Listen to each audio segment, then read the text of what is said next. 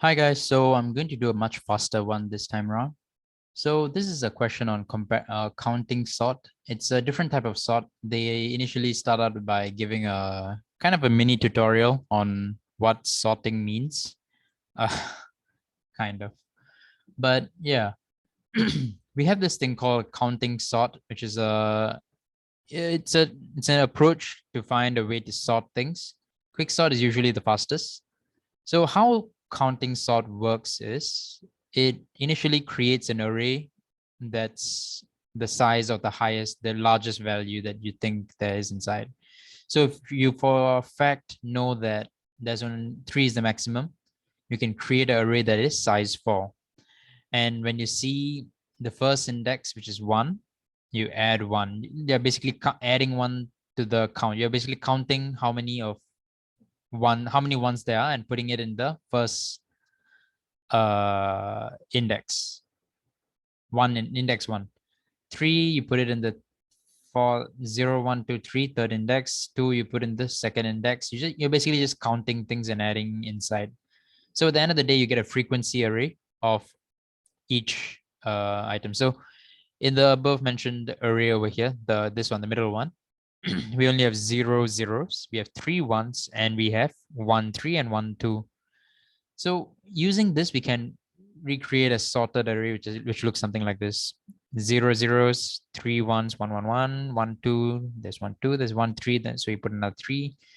So yeah, that's how counting sort works.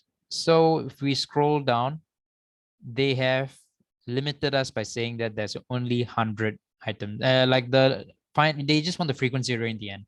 They don't want you to do this. They just want you to get the frequency array out. So to get the frequency array, we are also given that it's only 100. So that reduces our headache by a lot. So let's just dive straight into it. I'm trying to aim to make the video less than 5 minutes. So let's print ARR. Let's run this. Yeah. Okay. So we are getting an output of all of this. It's just one single array. There's nothing to worry about. I mean, there's nothing too complicated over here. So what we're going to do is we're basically just going to see what is the output that they're giving. So to start out, did they mention that our output must always be 100? Return the number of times each value as an array of integers. Okay, yep. So we can assume that it's a array of hundreds. So let's say 100. I'm going to instantiate 100 index. Should I put 101? No, 100. So there'll be 100 values. So the value could be between 0 and 99, which follows this thing also. It's less than 100, not less than equal to 100. So yeah, this array is capable of handling values from 0 all the way to 99 inclusive. So now what we're going to do is we're just going to do a for loop going through for I in ARR array.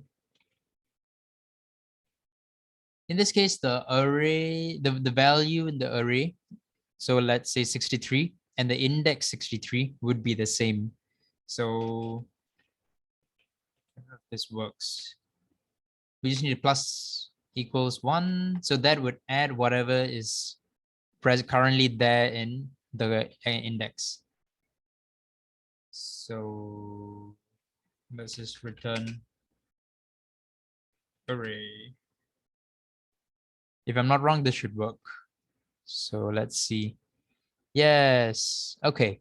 So what happened is, since my index and the actual item share the same place, I can just find the index and add 1 to the whatever is there, the index. So by doing so, I get a count array, and which is exactly what we are looking for. So let me just submit the code. Hopefully no issues. Please turn green. Green.